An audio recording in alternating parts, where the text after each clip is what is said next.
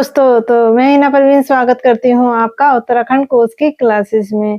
तो यहाँ पे हमारी उत्तराखंड की क्लासेस चलाई जा रही हैं। बीच में कुछ टाइम तक क्या हुआ था, क्लास नहीं अपलोड की गई थी, बट अब क्या है, फिर से क्लास को स्टार्ट कर दिए गए हैं। तो यहाँ पर हमारा जो चल रहा था अभी हेनरी रैमजे, यानी कि हमारा जो कुमाऊं कमिश्नरी प्रणाली चल रही थी, उत्तराखंड के इतिहास की जो सीरीज चल रही है उसमें हमारा हेनरी रैमजे चल रहा था। तो हेनरी रैमजे की हमने 2 क्लास ऑलमोस्ट कर चुके हैं। थोड़ा बहुत जो है पॉइंट्स बचे हैं, उनको क्लियर करने के बाद हम यहाँ पर देखेंगे जितने भी हमने 6 कमिश्नर को कर दिया है कंप्लीट। तो ये कमिश्नरों का एक रिवीजन क्लास कर लेते हैं आज, और फिर उसके बाद हमारा जो भी टाइम पीरियड रहा है रैमजे का, उनकी जो भी घटनाएं रही है उनके टाइम में, उन घटनाओं को देखेंगे और पवार शासकों को देखेंगे। तो चलिए स्टार्ट करते हैं आज की क्लास। तो हमारा आज का जो क्लास है वो उत्तराखंड का इतिहास, तो मैं यहाँ टॉपिक लिख देती हूँ।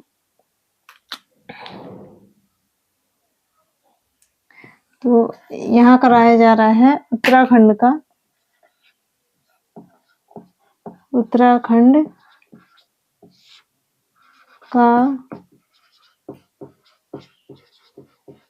इतिहास। तो उत्तराखंड का इतिहास यहाँ पे कराया जा रहा है, और ये कौन सा काल चल रहा है? आधुनिक काल, आधुनिक। तो रेड मार्कर कुछ खास नहीं चल रहा है, तो मैं लिख देती हूँ यहाँ सब कुछ ब्लैक से, तो रेड यूज नहीं करते हैं। तो हमारी जो चल रही थी आधुनिक काल के अंतर्गत ब्रिटिश प्रणाली, यानी कि ब्रिटिश काल चल रहा था, और साथ साथ टिहरी रियासत चल रही थी, क्योंकि आधुनिक काल में ज्यादातर ये जो हमारी स्वतंत्रता संग्राम आते हैं वो चीजें बाद में आती हैं। पहले हम क्या पढ़ेंगे कि इनका यहाँ पर किस तरीके का कौन कौन से शासन, किस किस कमिश्नरों ने यहाँ शासन करा है। तो उत्तराखंड की बात चल रही, तो उत्तराखंड के बारे में करेंगे। तो यहाँ पर हमारी कुमाऊं कमिश्नरी, तो यहाँ पे मैं लिख देती हूँ कमिश्नरी या कुमाऊं कमिश्नरी प्रणाली लिख देती हूँ। तो यहाँ पे कमिश्नरी प्रणाली, कुमाऊं कमिश्नरी, बात एक ही है। तो कमिश्नरी प्रणाली के अंतर्गत हमारा चल रहे थे हेनरी रैमजे। तो हेनरी रैमजे को हम एक बार फिर देख लेंगे थोड़ा सा। हेनरी रैमजे, क्योंकि इनके बारे में थोड़ा सा रह चुका है। तो ये हमारे कमिश्नर हैं हेनरी रैमजे। तो ये कमिश्नर, हमारे कमिश्नर नहीं है, ये कमिश्नर है ब्रिटिशों के। यहाँ पर क्या हुआ है कि बहुत टाइम तक शासन किया है। तो ये 6ठे नंबर के कमिश्नर थे। इनका जो टाइम पीरियड रहा है वो रहा है 1856 से, तो टाइम पीरियड बहुत ही इम्पोर्टेंट होता है, 1884 तक, 1856 से 1884 तक। कल की क्लास में मैं आपको करा चुकी हूँ 1882 तक। 1882 तक मैंने हेनरी रैमजे का जो भी इन्होंने यहाँ पे कार्य करे हैं, जो जो इनकी भू बंदोबस्त व्यवस्था रही है, जो जो स्कूलों की स्थापना करी है, वो सब मैंने यहाँ पे आपको डीपली करके यहाँ पे बता दिया है, यानी कि पॉइंट टू पॉइंट और डेट वाइज। और अब बढ़ते हैं, थोड़ा सा पॉइंट रहा है हमारा 1883 1884 के टाइम पीरियड का। उसके बाद हम देखेंगे एक हमारा भू बंदोबस्त व्यवस्था बच जाती है, जो होती है कब? 1863 और 1873, इसके आसपास, यानी कि जो टाइम पीरियड बताया है उसमें 1863-73 बताया गया है। तो नवा भू बंदोबस्त होता है यहाँ पर। इस काम में टाइम पर क्या होते हैं? बेकेट। तो ये किसके नेतृत्व में होता है? बेकेट। तो बेकेट के नेतृत्व में होता है, इसलिए इस भू बंदोबस्त को कहते हैं बेकेट भू बंदोबस्त के नाम से आता है। तो इसकी बात करेंगे हम बाद में, पहले हम थोड़े जो पॉइंट्स बचे हैं उनकी बात कर लेते हैं, फिर हम भू बंदोबस्त करेंगे। तो भू बंदोबस्त के बारे में हम डीपली तरीके से, क्योंकि काफी इंपॉर्टेंट भू बंदोबस्त है, कभी कभी एग्जाम में पूछ दिया जाता है बेकेट भू बंदोबस्त के बारे में। तो यहाँ पे देख लेते हैं हम पहले अपने पॉइंट्स, और फिर देखेंगे हम भू बंदोबस्त वहां की वैज्ञानिक जो भी उसमें यूज किया गया था उस चीज के बारे में।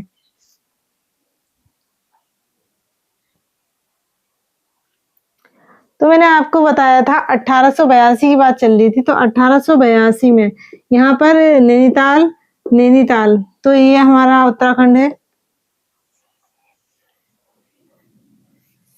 सपोज ऐसे बनाए थे हम अपने उत्तराखंड की फटाफट। वैसे तो हमारा उत्तराखंड बहुत प्यारा है। तो यहाँ पर हमारा क्या होता है कि यहाँ पर हमारा उधम सिंह नगर, यहाँ पर चंपावत, यहाँ पर नैनीताल, और यहाँ पर आ जाएगा आपका ये पिथौरागढ़, और यहाँ पर आ जाएगा अल्मोड़ा, और ये आ गया बागेश्वर। तो यहाँ पर सबसे ज्यादा जो विकास हुआ था वो कौन से क्षेत्र का हुआ था? नैनीताल का। नैनीताल का सबसे ज्यादा विकास हुआ है, नैनीताल का। तो नैनीताल में ही यहाँ से अल्मोड़ा से कहाँ स्थानांतरित कर दी गई थी? 1854 में। 1854 में क्या कर दी गई थी? मुख्यालय स्थानांतरित कर दिया था कुमाऊं कमीशन का। ये चीज मैंने आपको पहले बता दी थी।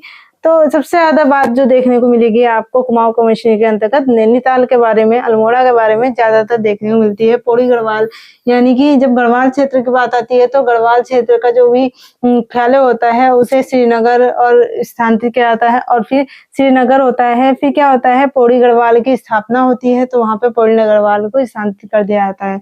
तो ये सारी चीजें मैंने आपको अभी बताई नहीं है। ये कि अभी क्या कर रहे हैं हम, जो भी कमिश्नर थे उनके बारे में थोड़ा थोड़ा देख रहे हैं, और फिर टाइम पीरियड के अकॉर्डिंग। जो पिछले कमिश्नर थे उनके टाइम पे इतनी कोई घटनाएं नहीं हुई थी, लेकिन अब जो ये रेमजे हैं उनके टाइम पर बहुत घटनाएं हुई हैं, और आगे कमिश्नरों के बारे में उतना डीप नहीं है, लेकिन घटनाओं को हम क्रम से लेके चलेंगे।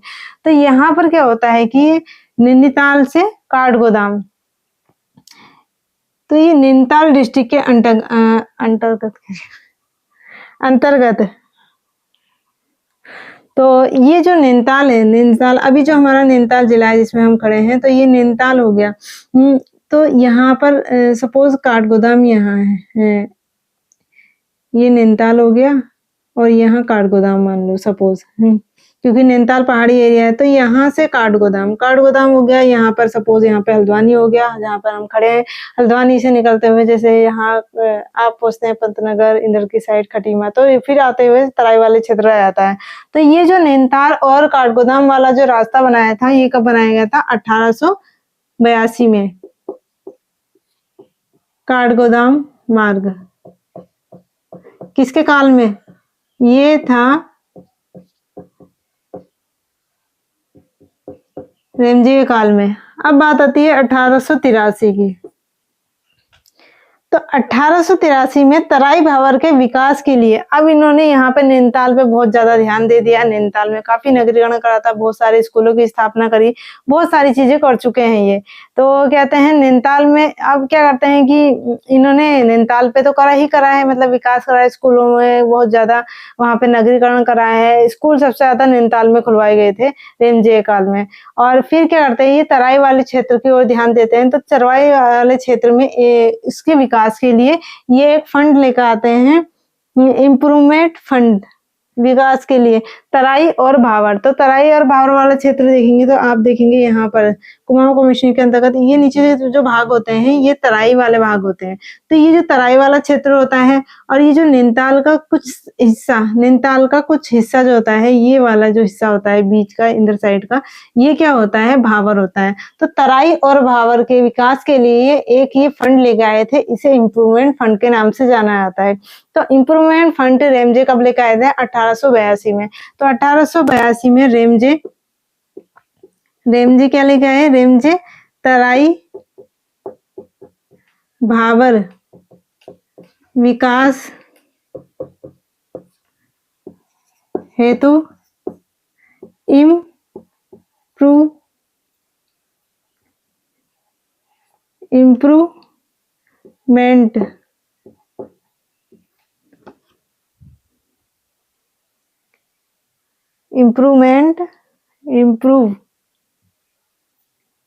इम्प्रूवमेंट फंड लेकर आए।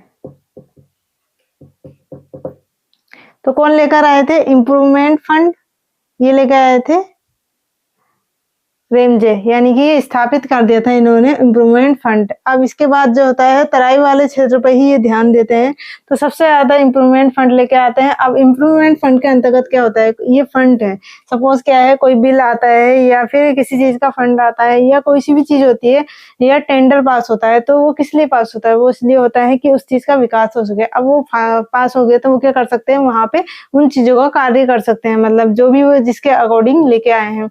तो जैसे ये तराई वाले क्षेत्र के विकास के लिए लेकर आए थे, तो यहाँ पर इन्होंने नहरों का जाल बिछाया। तो ये जो फंड था ना, इम्प्रूवमेंट फंड, इसके स्थापित करने के बाद इन्होंने क्या करा? तराई वाले क्षेत्र पे ध्यान दिया और यहाँ पर नहरों का जाल बिछाया। और कितनी लंबी नहर बिछाई? यहाँ पर 219.6 किलोमीटर। तो इनके काल में ही नहरों के निर्माण किया गया था। तो नहरों का निर्माण जो किया गया था तराई वाले क्षेत्र पे, ये हुआ तराई वाला क्षेत्र। तो सॉरी 219.6 किलोमीटर नहरें।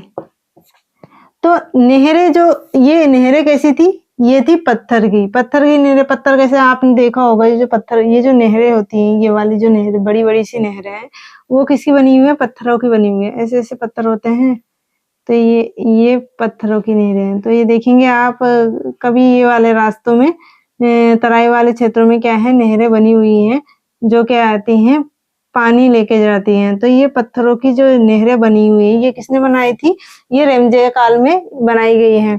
तो 1883 में इम्प्रूवमेंट फंड आया, और यहाँ पर नोट करके लिखते हैं कि रेमजे ने तराई के विकास पर, रेमजे ने तराई क्षेत्र में नहरों का जाल बिछा दिया। तराई क्षेत्र में नहरों का जाल बिछाया, नहरों का जाल बिछाया। कौन सी नहरें थी, वो पत्थर की बनी हुई थी, पत्थरों से बनी हुई नहरें थी। और ये कितनी लंबी थी, 219.6 किलोमीटर। इससे क्या होती थी, ये किस लिए फायदेमंद थी, जो ये नहरें थी, ये क्या है, कृषि के लिए काफी ज्यादा उपयोगी होती है। क्योंकि नहरें से क्या होती है, नहरों से आसानी से कृषि आती है। कुछ फसलें होती हैं जिनको ज्यादा पानी की जरूरत नहीं होती, कुछ फसलें होती हैं जिनको आती है ज्यादा पानी की जरूरत होती है। जैसे क्या होती है, धान की खेती के लिए क्या होती है, बरसात के दिनों में कराई जाती है। लेकिन क्या होता है, बारिश नहीं होती है, लेकिन पानी तो चाहिए। तो पानी की जो भी निकासी है, पानी यानी कि कृषि के लिए जो पानी की उपयोगिता है, उसके लिए जो नहरों को बिछाया गया था, वो किसके द्वारा बिछाया गया था, रेमजे को। तो रेमजे काल में क्या है, तराई वाले क्षेत्र पर भी विकास पर ध्यान दिया गया था। इसलिए इन्होंने भावर क्षेत्र में भी ध्यान दिया, और यहाँ पे तराई वाले क्षेत्र पर भी ध्यान दिया। इसलिए इन्हें क्या कहा जाता है, इसलिए इन्हें कहा जाता है, इन्हें क्या कहा जाता है, भावर का विश्वकर्मा, भावर का विश्वकर्मा। तो भावर का विश्वकर्मा कैसे कहा जाता है, रेमजे को। तो ये मैंने ब्लैक से इसलिए लिखा क्योंकि मेरा क्या है, रेड मार्कर नहीं चल रहा है।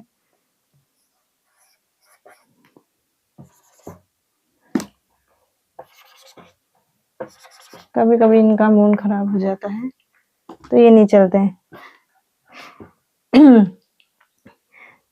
तो यहाँ पर भावर का विश्वकर्मा किसे कहा गया था, ये भी रेमजे को कहा गया था। तो 1883 में ये हो जाता है। फिर इन्होंने ये नहरों का निर्माण कराया गया। इसके साथ साथ इन्होंने क्या करा, एक गोला नदी है, गोला नदी हल्द्वानी में गोला नदी जो पड़ती है, उसमें नहर का सिंचाई हेतु एक नहरें वो निकाली।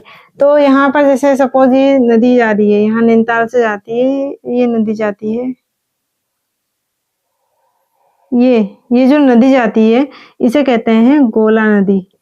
तो ये जब मैं नदी का बताऊंगी, तो वहां पे मैं ये नदी को भी पूरा अच्छा डीपली तरीके से बताऊंगी। तो जो गोला नदी है, तो गोला नदी, अब ये तो नदी है, सपोज ये तो नदी है, ये तो अपनी दिशा में जाएगी, जिधर को भी नदी का क्या होता है, रुख होता है। तो पहाड़ ऊपर से नीचे की ओर पहाड़ों से पानी आता है। तो इससे एक नहर निकाली, किसके लिए, तराई वाले क्षेत्रों में सिंचाई के लिए। तो यहाँ पर इन्होंने हल्द्वानी में गोला नदी से सिंचाई हेतु नहरें निकाली। तो ये हल्द्वानी वाला जो क्षेत्र है, यहाँ पर हल्द्वानी, तो हल्द्वानी में जो गोला नदी से जो नहर निकाली है, वो किसने निकाली थी, रेमजे ने निकाली थी। तो मैं यहीं पे लिख देती हूँ।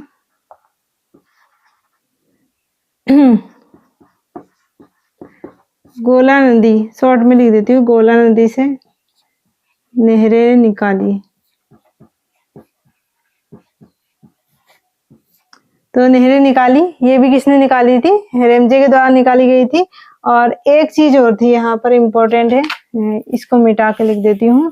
1884 का टाइम आता है, 83-84 का टाइम आता है। तो उस समय क्या होता है, रेमजे का टाइम पीरियड लगभग खत्म होने के टाइम पर है। तो उस समय भी इन्होंने एक कार्य करवाया, 1884। यहाँ पे 83 भी देख सकते हैं, यानी कि स्टार्टिंग की हुई है। 83-84 में बहुत ज्यादा इम्पोर्टेंट है। तो पहली रेल मार्ग, यानी कि पहला रेल लाइन बिछाई गई, रेल लाइन। तो पहली रेल लाइन जो बिछाई गई थी वो कब बिछाई गई थी? रेमजे काल में निगाह बिछाई गई थी 1883-84। तो पूछ सकते हैं कि पहली रेल लाइन यानी कि रेल चलाई गई थी, जो रेल लाइन बिछाई गई थी वो कब बिछाई गई थी? 1884 में के 83 को याद नहीं रखेंगे ज़्यादातर 84 को, क्योंकि 83 में बिछाई गई थी, लेकिन जो मेन पॉइंट है वो क्या है? 84 है। तो 83-84 यानी कि 1884 में पहली रेल लाइन बिछाई गई। किसके काल में बिछाई गई? रेमजे के काल में बिछाई गई। और ये जो रेल जाती थी, मतलब ये जो रेल लाइन बिछाई गई थी, ये कहाँ से कहाँ तक थी? बरेली से, यानी कि बरेली से वो ट्रेन, यानी कि बरेली से काठगोदाम। तो बरेली से काठगोदाम तक जो रेल लाइन बिछाई गई थी वो किसके काल में बिछाई गई थी? रेमजे में। और उत्तराखंड की पहली रेल यात्रा जो है वो रेल लाइन जो है वो कौन सी है? 1884 वाली है। तो सबसे पहली वाली ये है। इससे पहले जो मैंने आपको वहां पढ़ाया था बेटन के काल में, वो क्या थी? मालगाड़ी से रिलेटेड थी। तो मालगाड़ी जो बनी थी, सबसे पहले जो मालगाड़ी चलाई गई थी वो बेटन के काल में चलाई गई थी, लेकिन रेल लाइन जो बिछाई गई थी वो किसके काल में बिछाई गई थी? रेमजे काल में बिछाई गई। तो ये चीज हमने यहाँ पे कंप्लीट कर दी है। एक दो स्कूल होंगे, स्कूल तो मैंने लगभग करा दिए थे। एक 84 और 88 वाला स्कूल नहीं कराया था। एक हो गया यहाँ पर वेलेजली स्कूल। तो एक बार सारे स्कूलों को भी देख लेंगे।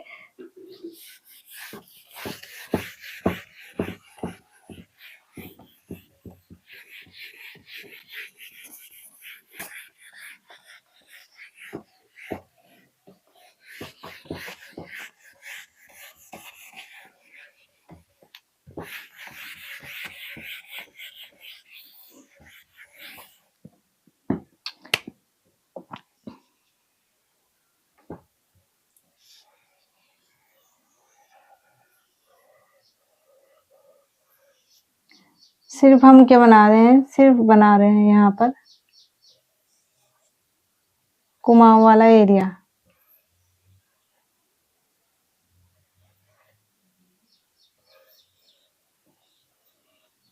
ये है नैनीताल। तो यहाँ पे बहुत सारे स्कूलों की स्थापना करवाई गई थी रेमजे काल में। तो यहाँ पे रेमजे के काल में क्या है? बहुत सारे स्कूल खोले गए हैं। और एक स्कूल अल्मोड़ा में भी खोला गया था। वो कौन सा स्कूल था? वो था आपका Ramsay inter college. Ramsay inter college. तो रेमजे इंटर कॉलेज की स्थापना कब हुई? 1851 में हुई। तो फटाफट देखेंगे यहाँ के जितने भी स्कूल थे जो रेमजे काल में खोले गए हैं। तो सबसे पहले आ जाता है CRST।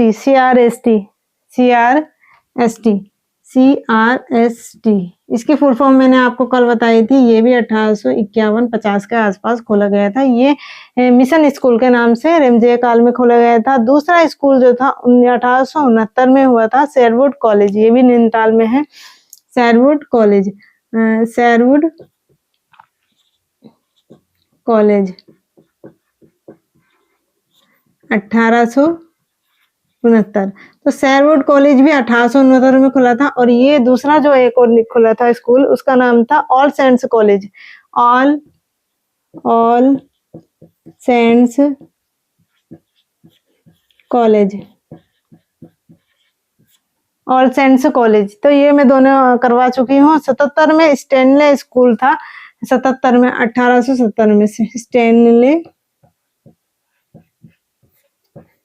स्कूल। इसे कहते हैं बिड़ला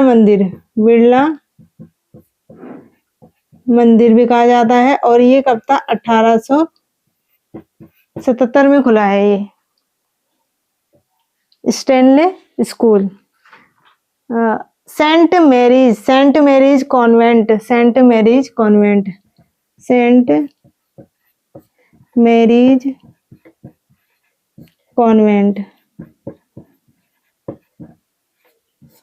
कॉन्वेंट।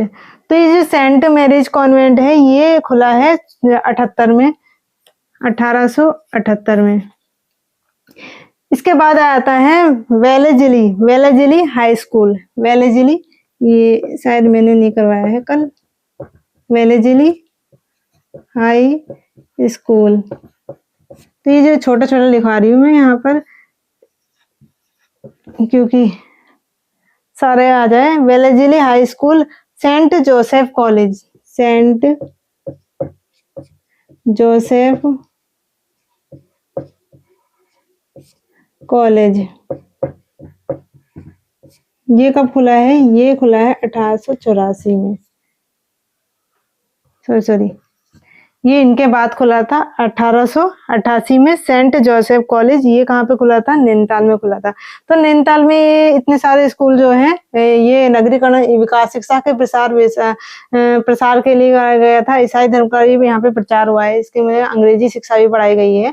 तो अपने कहते हैं ब्रिटिश कालीन ये जो थे, इनके जो भी स्कूल है आज भी क्या है, सेंट मैरीज, स्टैनले स्कूल, आप देखेंगे बहुत सारे स्कूल जो हैं जैसे आपके अभी भी देखने को मिलेंगे, वो क्या है, ब्रिटिश कालीन नाम पर ही रखे गए हैं, वो जो अभी तक चल रहे हैं। कुछ कुछ स्कूल हैं और प्राइवेट स्कूलों में आ जाते हैं। तो ये हो गया 88 में जो आता है, ये क्या होता है, ये रेमजे काल के बाद होता है। सेंट जोसेफ कॉलेज की स्थापना की जाती है 88 में, वेलेजली 1884, मैरिज 1878, बिरला 77 और सेंट ये जो कॉलेज था ऑल सेंट्स और शेरवुड ये 69 में, CSRT 51 में और रेमजे स्कूल भी 51 में। तो ये क्या है, नैनीताल है, नैनीताल, और ये क्या है, अल्मोड़ा है। तो यहाँ पर आप देख सकते हैं स्कूलों के नाम। तो अब बढ़ते हैं हम थोड़ा सा आगे। तो इतनी चीजें हमने कर दी है। तो इन्हें याद रखना कि ये स्कूल किसके काल में खोले गए। फिर यहाँ पर क्या हुआ कि रेमजे काल में जो थे, रेमजे ने जब तराई क्षेत्र में विकास करा ना, तो उस समय जो वो थे वहां के जनरल, तो लॉर्ड मेयो थे। लॉर्ड मेयो थे ब्रिटिश कालीन, जो क्या चल रही थी यहाँ पे इनकी गवर्नर जनरल की जो भी पद्धति चल रही थी, उसमें जो थे लॉर्ड मेयो थे। लॉर्ड मेयो ने रेमजे की क्या करी थी, तारीफ करी थी। किस लिए करी थी? जो इन्होंने तराई क्षेत्र में विकास करा, तराई क्षेत्र के लिए इम्प्रूवमेंट फंड ले गए, वहां पे नहरों का जाल बिछाया, किसी की ओर ध्यान दिया। तो क्या हुआ, इससे काफी ज्यादा देखने को मिला। तो उनकी जो कमिश्नरी, अब किसी पद पे बिठाएंगे तो किसी काम के लिए ही बिठाते हैं कि हाँ ये काम, तो वो अपने पद को अच्छी तरीके से करें। मतलब क्या है कि उनके हिसाब से जो भी यहाँ पे शासन चल रहा होगा, जब सपोज क्या है ब्रिटिश शासन चल रहा है, तो ब्रिटिश अपने हिसाब से जो भी कार्य करवाना चाहते हैं वो पूरा होना चाहिए। तो रेमजे ने वो कार्य को अच्छे से करा, तो इसलिए लॉर्ड मेयो ने उनकी तारीफ करी थी। तो ये पॉइंट भी आप याद रखेंगे। अब देखते हैं यहाँ पर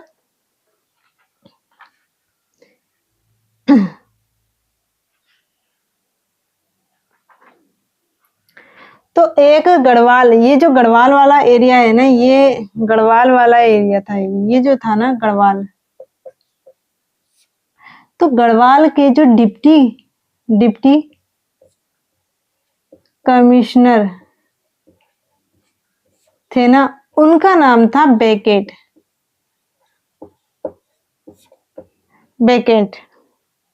गढ़वाल के जो डिप्टी कमिश्नर थे ना, उनका नाम था बिकेट या बेकेट। बिकेट भी कह सकते हैं इनको, बिकेट या बेकेट, बिकेट या बेकेट कह सकते हैं, JV बेकेट। तो इनके नेतृत्व में क्या हुआ था कि नवा भूमि बंदोबस्त हुआ है।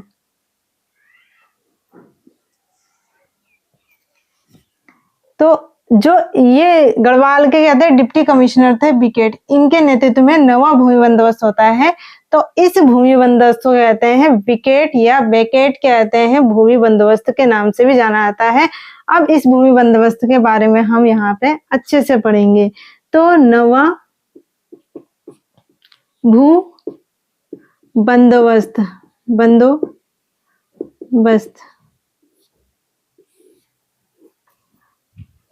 तो ये इतना हम मिटा देते हैं। पहले क्या देखते हैं, जो जितने भू बंदोबस्त हुए हैं उनके बारे में अच्छे से देख लेते हैं कि हमने अभी तक कितने भू बंदोबस्त के बारे में पढ़ लिया है।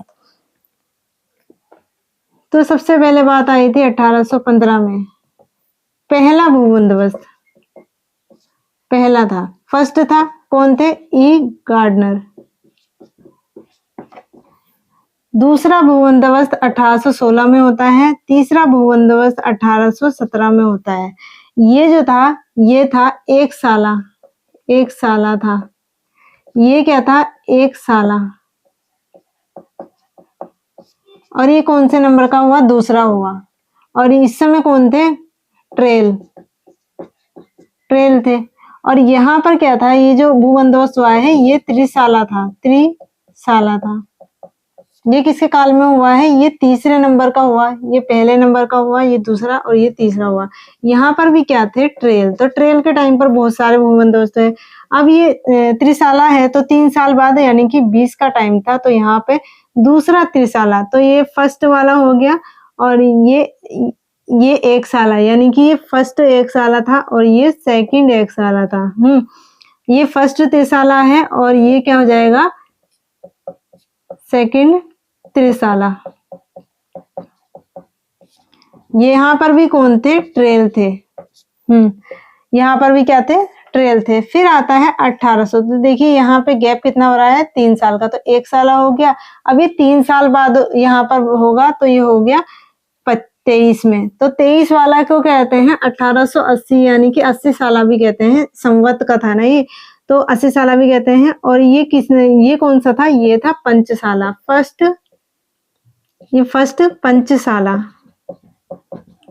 पंचसाला। तो ये किसके काल में हुआ था, ये भी ट्रेल। तो ट्रेल का 1 2 3 4 हो गए। 80 साला ये हो गया 1800। फिर आता है यहाँ पर 28 का टाइम, पंचसाला, यानी कि 8 3 5 कितना हो जाएगा, 8 हो जाएगा, 28 वाला हो जाएगा। तो ये सेकंड पंचसाला था। और यहाँ पर भी कौन थे, ट्रेल थे। फिर आ जाता है 1833 का टाइम, 5 और जोड़ दिए तो ये हो जाएगा 1 पंचसाला, 2 पंचसाला और ये तृतीय पंचसाला।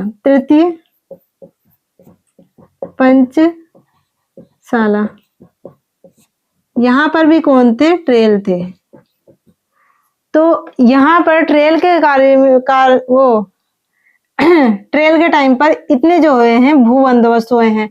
यहाँ पर आपका हो गया 16 17 18 16 17 20 23 और यहाँ पे 28 और 33। तो 1 2 3 4 5 6, तो 6 ये हो गए। 7वां ये हो गया आपका 1815 वाला हो गया। और यहाँ पर ये हो गया आपके 1 2 3 4 5 6 और ये 7 हो गए। 8वां जो हुआ था आपका 1840 में हुआ था। इस समय कौन थे, बेटन थे। ये क्या था, पहला 20 साला था, पहला 20 साला। तो ये किसके काल में हुआ था, बेटन के काल में हुआ था। तो ये चीजें आप याद रखेंगे, बेटन के काल में जो हुआ था 20 साला भूबंदोबस्त हुआ था। अब ये 20 साल के लिए हुआ, यानी कि टाइम पीरियड जो रहेगा 20 साल होता है।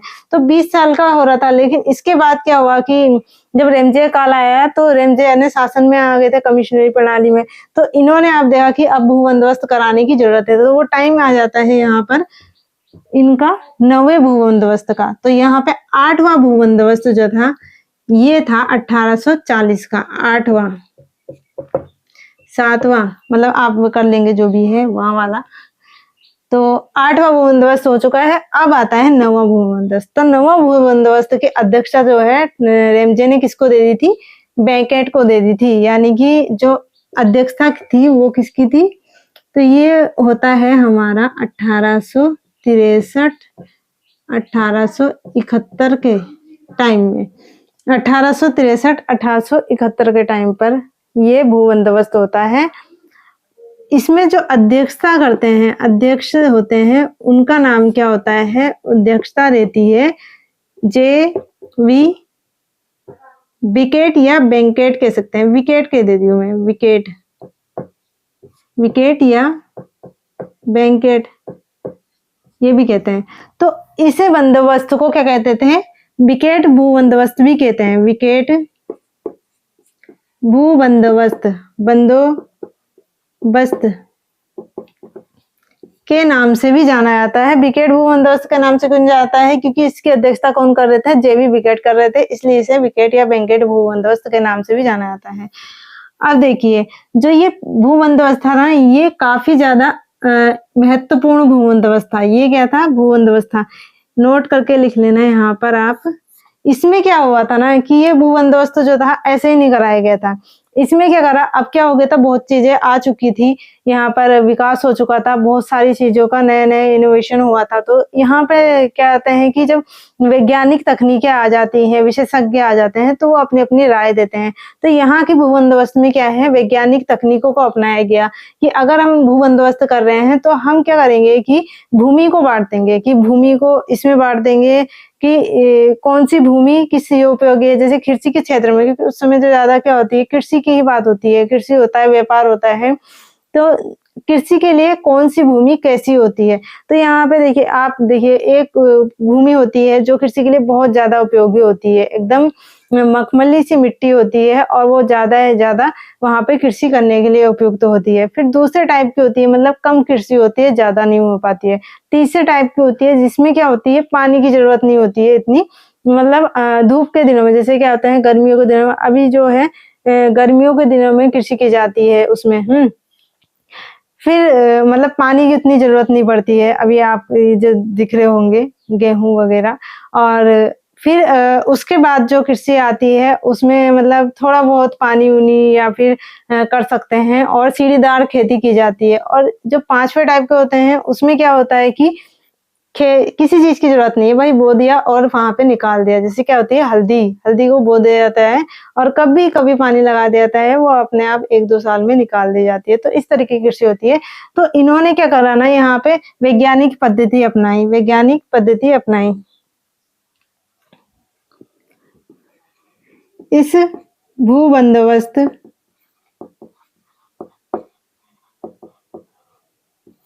में वैज्ञानिक तकनीकों का प्रयोग किया गया।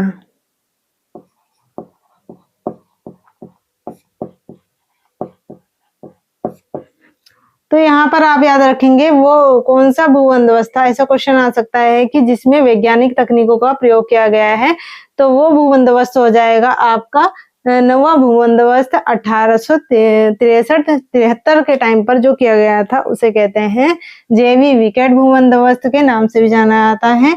क्योंकि इसमें क्या कर दिया था, इसमें भूमि को, इसमें भूमि, क्योंकि नहीं लिखती हूँ, इसमें भूमि को कितने भागों में, 5 भागों में बांट दिया गया था, भागों में बांटा गया। तो रैमजे के काल में एक बहुत ही महत्वपूर्ण भू बंदोबस्त हुआ था, जिसमें भूमि को 5 भागों में बांटा गया, और ये भू बंदोबस्त की अध्यक्षता बिकेट कर रहे थे, इसलिए इसे बिकेट भू बंदोबस्त के नाम से जाना जाता है। अब वो 5 भूभाग कौन से हैं वो मैं आपको यहाँ पे दिखा देती हूँ, और जो डीपली बताऊंगी अभी मैं आपको बताऊंगी।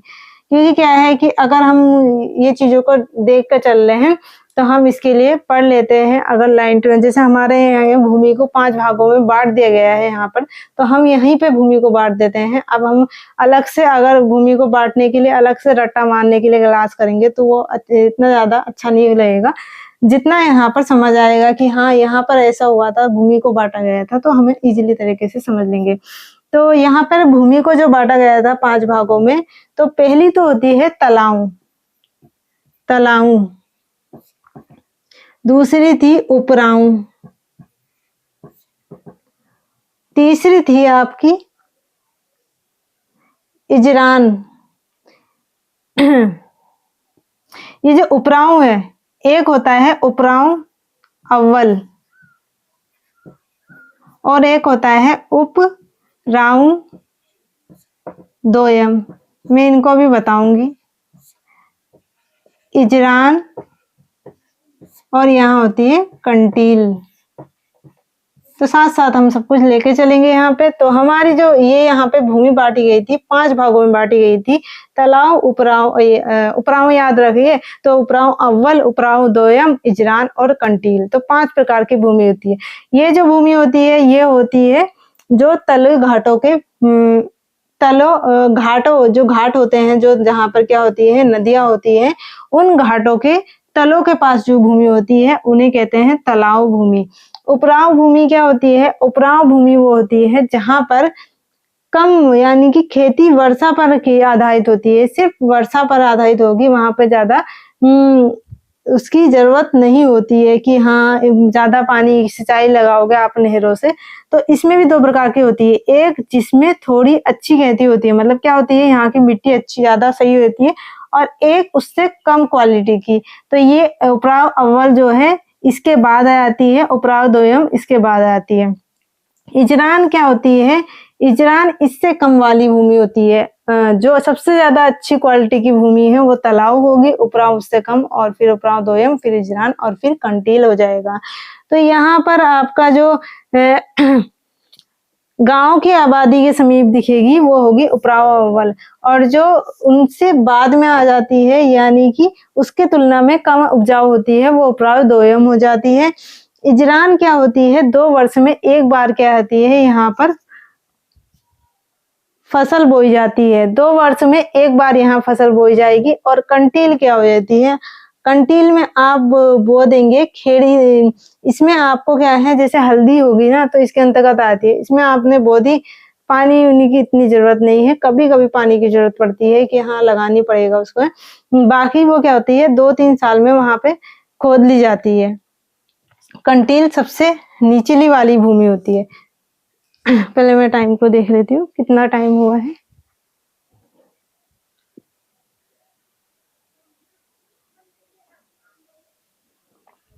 तो हम पहले क्या कर देंगे, अभी यहाँ पर मैं इन भूमि को बारे में लिख देती हूँ। और ये मैंने आपको बता दी है 5 प्रकार की भूमि बांट दिया था, तलाव, उपराव, उपराव दोयम और इजरान, कंटील। तो ये तो थी जो बांटा गया था, लेकिन क्या थी कि उस टाइम पर भूमि जो थे इसमें आपकी 5 प्रकार की ही थी, लेकिन जो ये उपराव है ना ये 1 प्रकार की भूमि के अंतर्गत आता है। तो कृषि के प्रकार जो होते हैं 5 प्रकार की भूमि होती है उनमें, मोस्टली का 5 प्रकार की भूमि थी मोस्टली उस टाइम की, मतलब उस टाइम पे जो है कृषि को बांट दिया गया था कि हाँ ये वाली भूमि इसमें आएगी, ये वाली इसमें। जो वैज्ञानिक पद्धति में यूज की गई है वो ये है आपकी तलाव, उपराव में 2 है, अव्वल और दोयम, फिर इजरान और फिर कंटील। ये हो गया आपकी भूमि जिसमें क्या है वैज्ञानिक पद्धति अपनाई गई थी, और इसमें भू बंदोबस्त को बांटा गया था। भू बंदोबस्त की व्यवस्था जो भी भू बंदोबस्त हुआ था वो इसके आधार पर हुआ था कि भूमि कितने भागों में बटेगी, 5 भागों में बटेगी। तो ये 5 भागों आप एक बार देख लीजिए, और फिर मैं चलती हूँ थोड़ा सा आगे।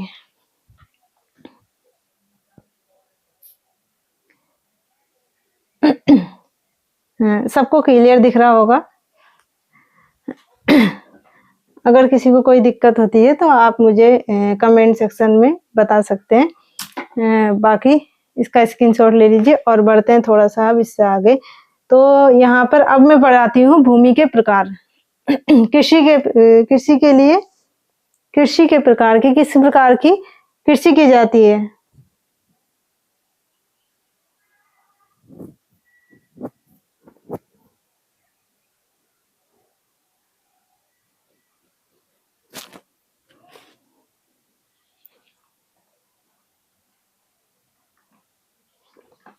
तो ये जो भूमि थी ना ये पर्वतीय भूमि है।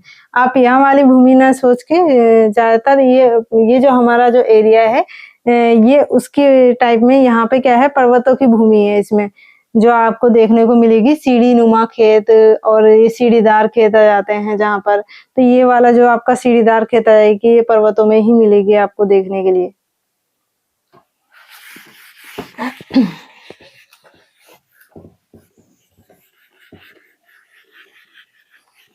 तो आप नवा भू बंदोबस्त समझ गए होंगे, जेबी विकेट की अध्यक्षता में हुआ था 1863-73 के आसपास 63 में हुआ था, और ये रेमजे काल में हुआ, और ये नवा भू बंदोबस्त था। इस समय क्या कहते हैं वैज्ञानिक पद्धति यूज की गई थी। तो मैं यहाँ लिख देती हूँ नवा भू बंदोबस्त।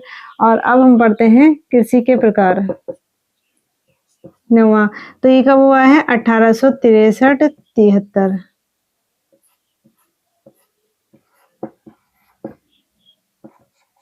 तो ये क्या था वैज्ञानिक पद्धति अपनाई गई थी इसमें।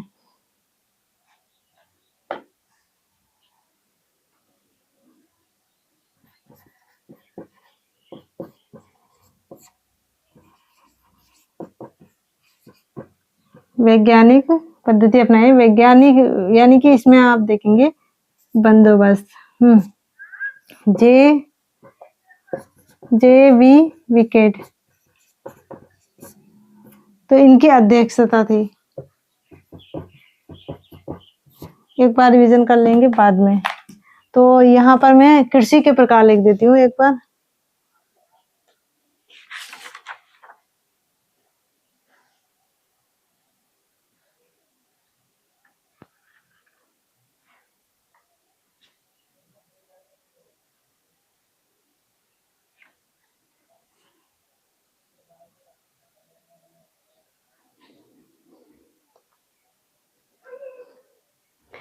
तो ये टाइम पीरियड है, आपको देखने को मिल जाएगा यहाँ पे 63 से 73 तक था ये।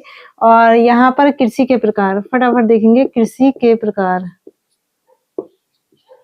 तो किस तरीके से वैज्ञानिक पद्धति को अपनाया गया था, और इसमें कृषि मतलब वैसे क्या होती है, कृषि के प्रकार क्या है, कितने कितने में बांटा गया है उस टाइम पे। तो आपके कृषि के प्रकार जो होंगे यहाँ पर हो जाएंगे 5 प्रकार होंगे वैसे कृषि के। तो पहला जो होता है तालाब होता है, दूसरा हो जाएगा बगड़। ये बगड़ मैंने वहां नहीं लिखा है क्योंकि वैज्ञानिक पद्धति में उपराव को ही देखा गया था। उपराव यहाँ पे आ जाएगा इजरान, और यहाँ पे आ जाएगा कंटील। कंटील या खील भी कह सकते हैं इसको, खील या कंटील कह सकते हैं। इजरान ये हो गया आपका।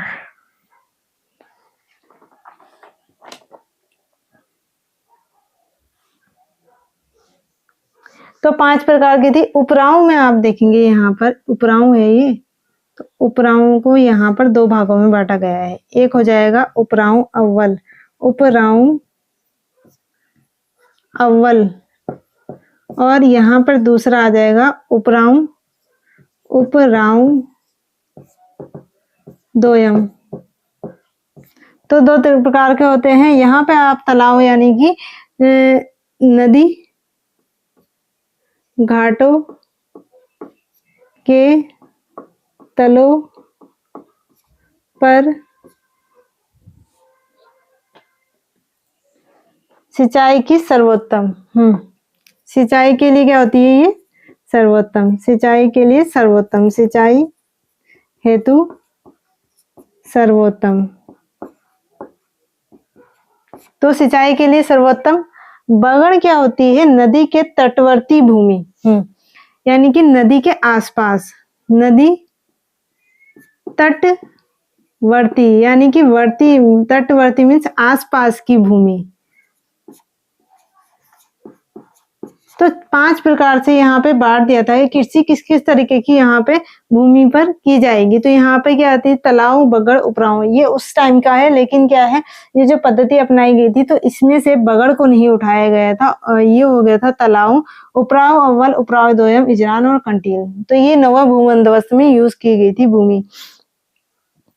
तो यहाँ पर आपका आ जाती है शुष्क फसलें उगाई जाती हैं उपराव में। शुष्क फसलें उगाई जाती है, इसमें क्या होती है? शुष्क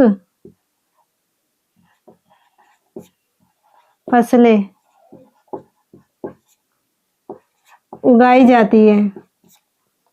शुष्क फसलें उगाई जाती हैं गांव के आबादी वाले क्षेत्रों में, और असिंचित भूमि होती है। असिंचित दोनों ही भूमि, ये जो दोनों भूमि थी ना, ये क्या थी? असिंचित थी। यहाँ लिख देती हूँ असिंचित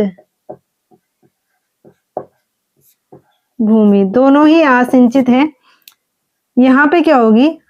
ग्रामीण क्षेत्रों में, ग्रामीण, ये क्या है? कम उपजाऊ, कम उपजाऊ।